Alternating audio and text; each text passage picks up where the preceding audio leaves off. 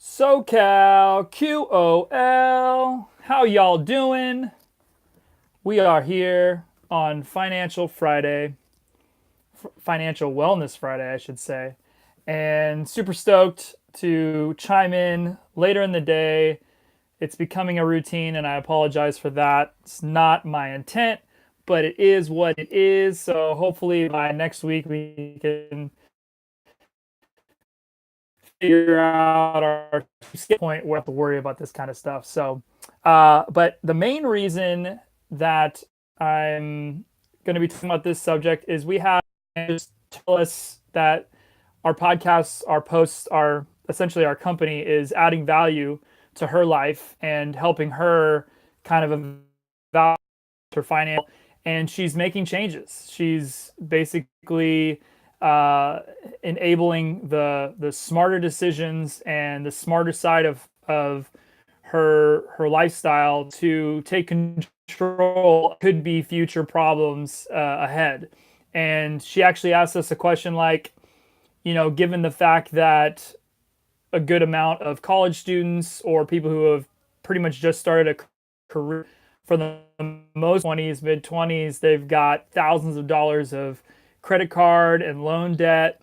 You might have purchased a new home because you qualified for it and you had the income to support it. And maybe somehow, some way you had a down payment somehow. But regardless, a good amount of your money is tied into something like that. Or you're saving some of it for a rainy day in your bank account. So with all those things in mind, and when it comes to our expenses and paying off what we call bad debt, what would someone like what would we say to our community here at SoCalQOL if that was your situation? So that's going to be the focus of this conversation today. Nothing too crazy, but at the same time, it could help motivate some of you to just kind of refocus your priorities and almost, hopefully make you feel better about yourself and about your current place financial. In that, tell you right now, you're not alone. Please don't feel like you going through school and getting a job and let's say you didn't end up liking that career choice. Oh no, if am I stuck in this forever? No, you are not stuck in your situation forever right now. Yes, it might look a little bleak. Yes, it might look a little pessimistic, especially to other people around you. But the first thing I'm going to say is ignore the naysayers.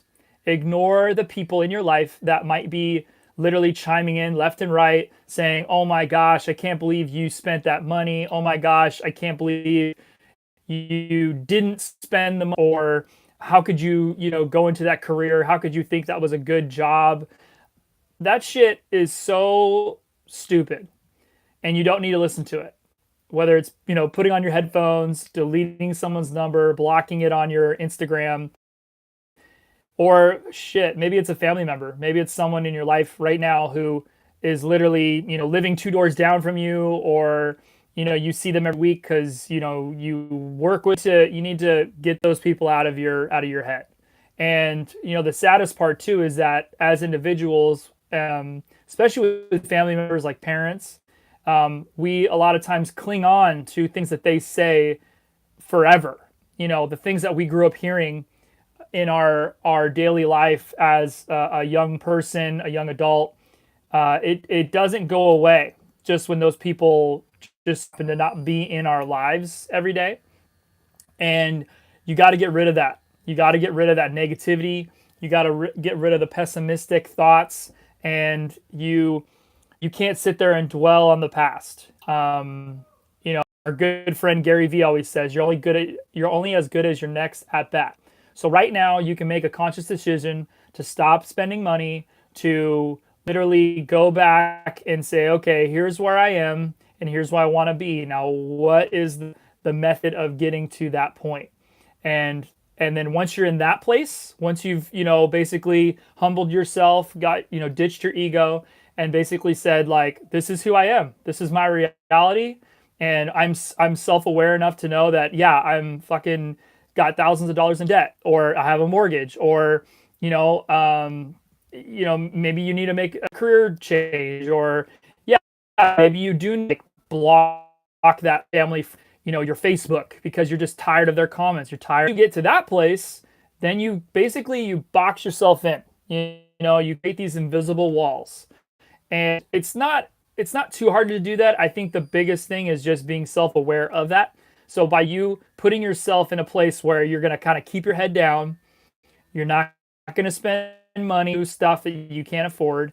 You're going to be like in the zone, to the point where actually it's going to be a lot easier to not spend that extra cash on the weekend to go out and buy food, or go to the club, or go see the newest movie.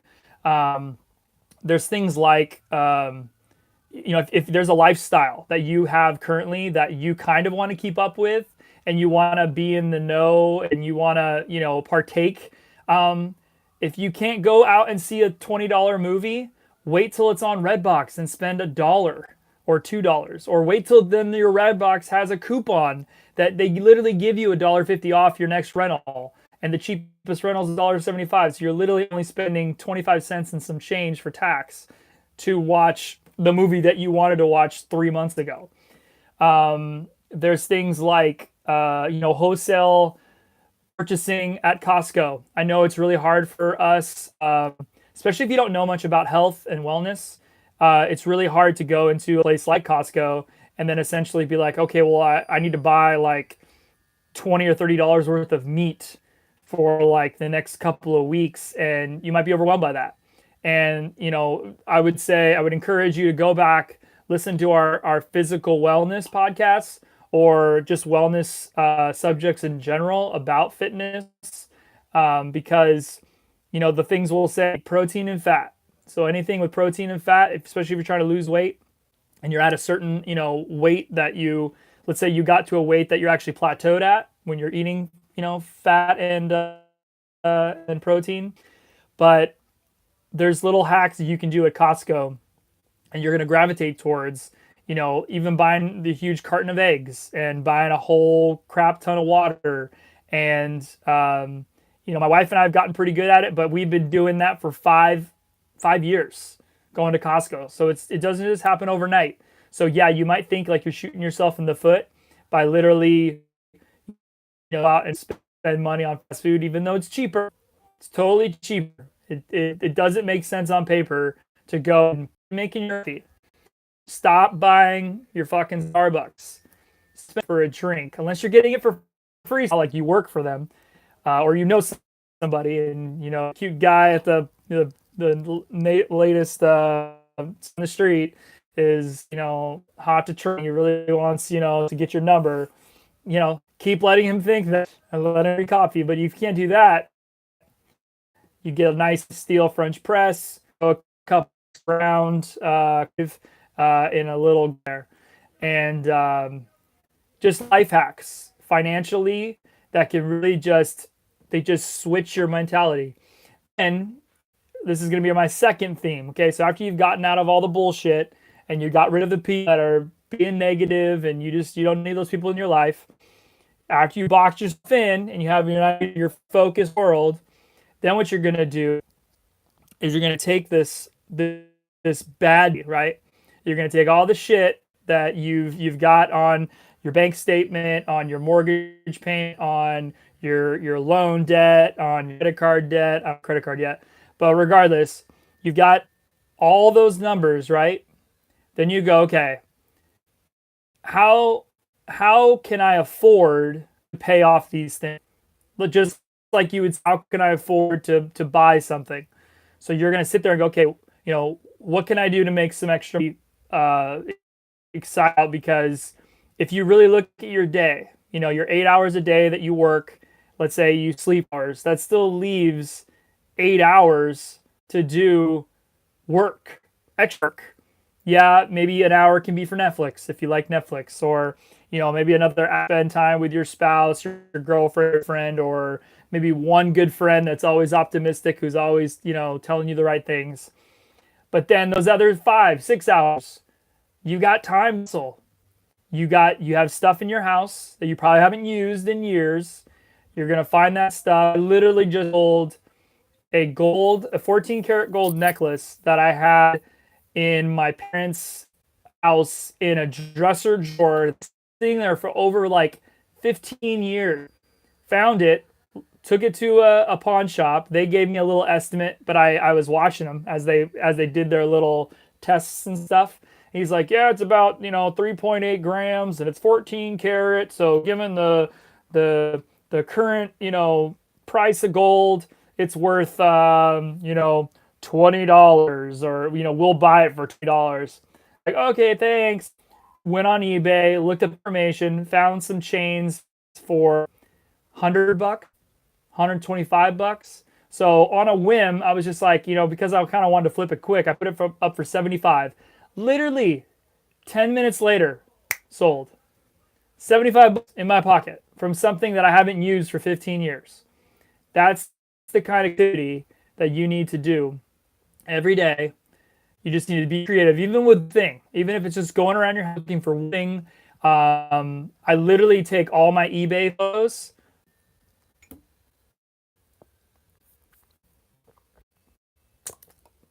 Smoothie break.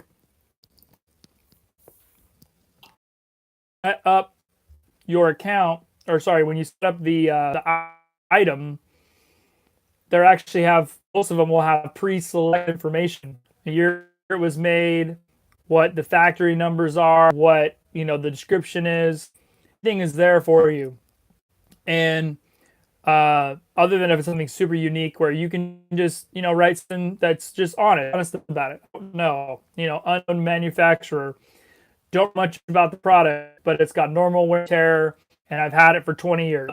Now, granted, you're not going to sell everything. I would say 60 to 75% of the things that I've put up have not ever gotten like a watcher. And if there's a change, they'll basically come back and look at it. She got rid of auctioning, and I literally just use the buy it now version, or it's like, this is the price I'm selling it for, but you can also do offers. So my chain, it was $5, buy it now. So if you pay 70 bucks, you get it, right? But then I had an off price of 50 or higher. So basically, if someone offered me 50 for it, it would send me a notification and do it.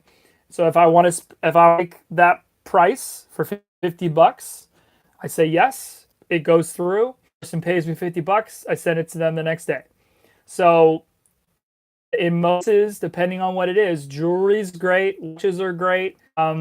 Shoes and like women's clothes, I think it's kind of hit or miss. There's other websites you can use for that, other apps, which I can get that if you need it. Just comment below or message us. But for the most part, just flipping the stuff that you have in your house that you haven't used in forever is probably the easiest way to start making that quick cash. You can garage sale. You can literally, like, a new thing this week I've been doing is Craigslist. And I'll just look up, gigs, little gigs, like someone actually wanted help putting up stuff on eBay. What was ones? I used to do a lot of moving gigs. So I have a truck, and I would actually, find people that could help moving, boxes one day. Believe me, you can find stuff, and you actually get excited about finding things that you actually would like to do. Like you're open to doing on the weekends or on your weeknights off. And so that's number 2. That's basically saying, okay, bad debt, this is how I'm going to get rid of you. Yes, I'm going to use my normal budget, my normal income, or my normal savings to pay off my minimum payments.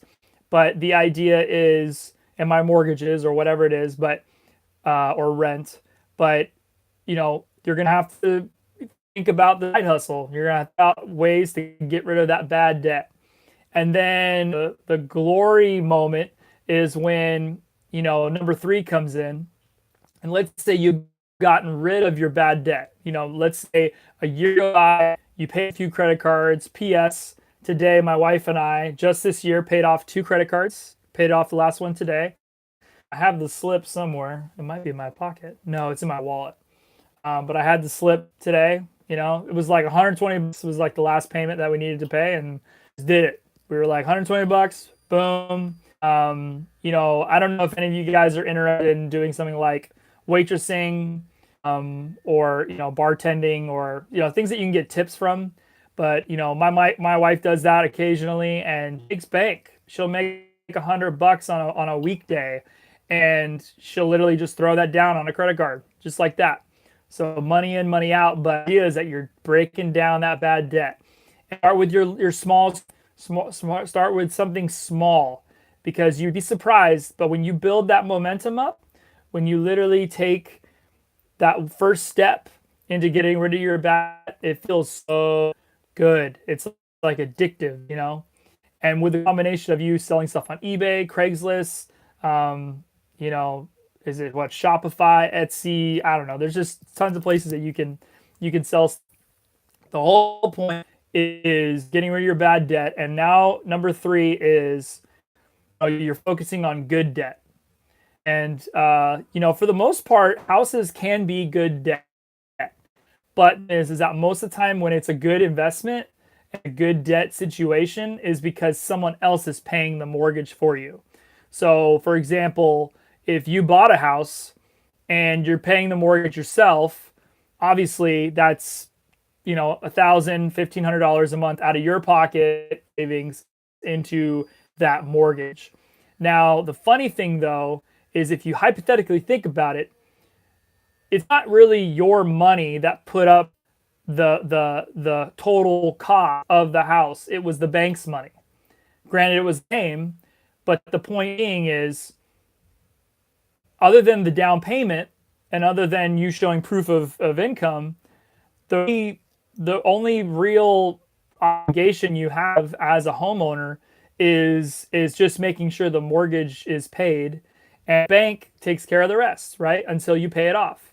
Now, if you were to get out of your home and start rent the house that you have someone else pay the mortgage, and obviously, just because it's your house and you can charge whatever you want, depending on where you're located. I know this doesn't work for everybody, but depending on where you're located, if you're in a place that people actually want to rent the properties, you can actually charge more than what the mortgage is, because it's your house. You charge whatever, and then through that you might be able to actually make money off of the investment. So someone paying your mortgage, you might be making, even if 25 or 50 bucks. I know it doesn't sound like a lot, but the big guys, the Robert Kiyosaki and the rich dad followers, they buy multiple houses this way. So about it, if you bought hypothetically 10 houses with 20 a month, or let's say you do it 100 times, that's 25 to $5,000, $2,500 to $5,000 a month. Where I'm going. So the thought process is, one, but let's just say this is just going to be costs of plumbing and maintenance and stuff like that. But this are renting too. You can obviously rent bigger or smaller. You should up. Every year you can pick a new area. Platinum. They have palladium as well on gold mine, and then Monet.com is like gold jewelry, platinum jewelry, and platinum essentially is half the cost of gold right now, a little bit more. Things that have intrinsic value long term.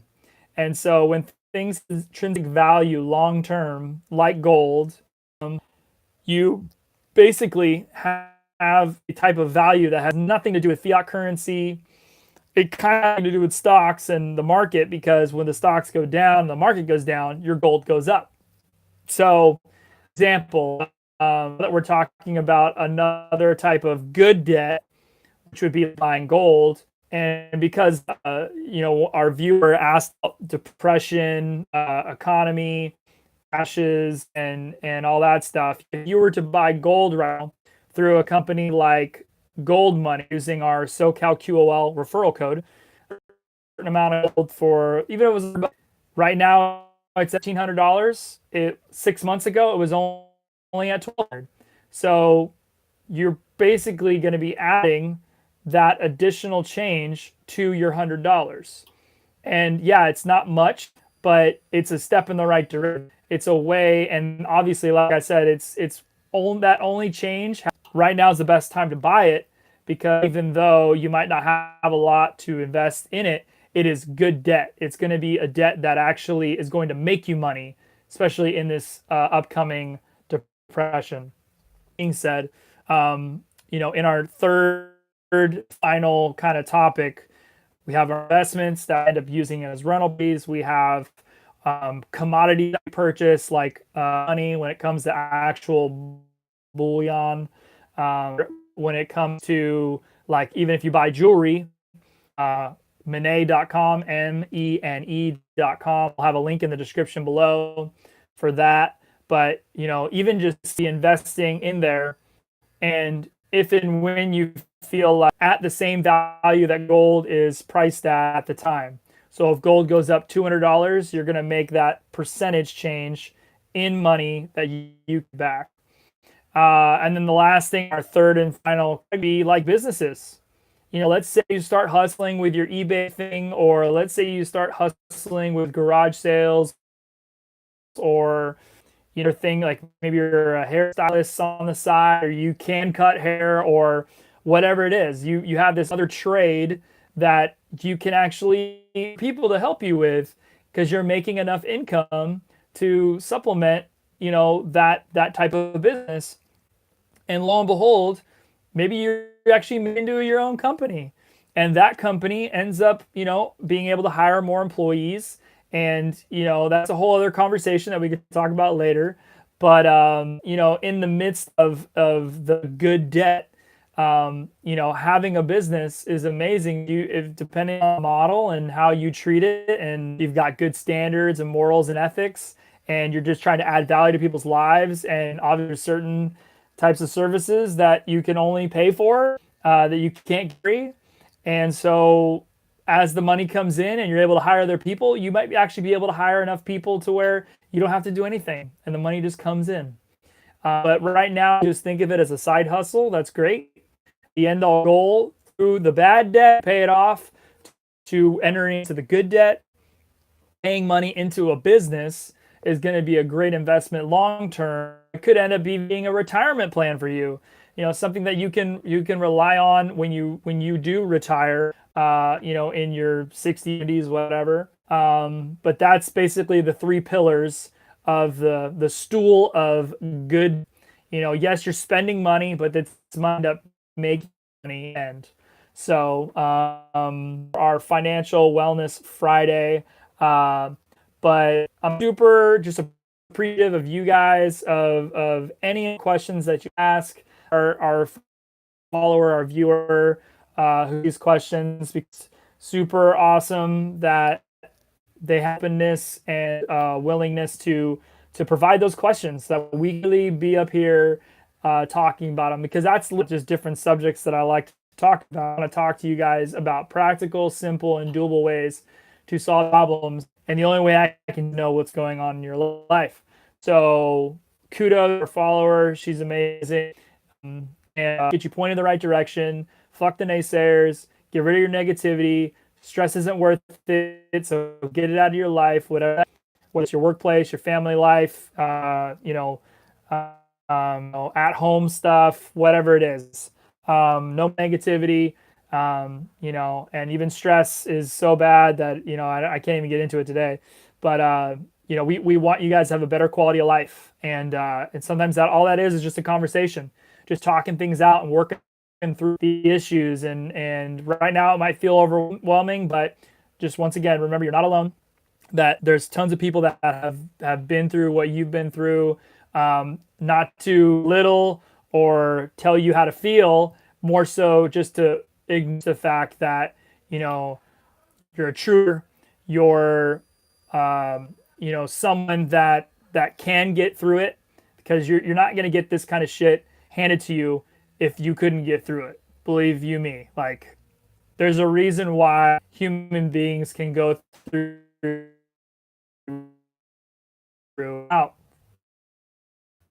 better than they were before. Just life changing adjustments. But you know what? If you're getting, all your different types of ways tackled using the hashtag 365 experiment to essentially just thing out of each type of wellness and just make yourself every day. I mean, that's all we could ever ask for you to have in that quality of life. But especially for your finances are a huge part of the stress, negativity, that overwhelming anxiety, and we so with that being said, hope this was informational, informative, I should say, to you and any and all of your situations going on. Excited just to hear more about your guys' stories, and that's a wrap. We love y'all.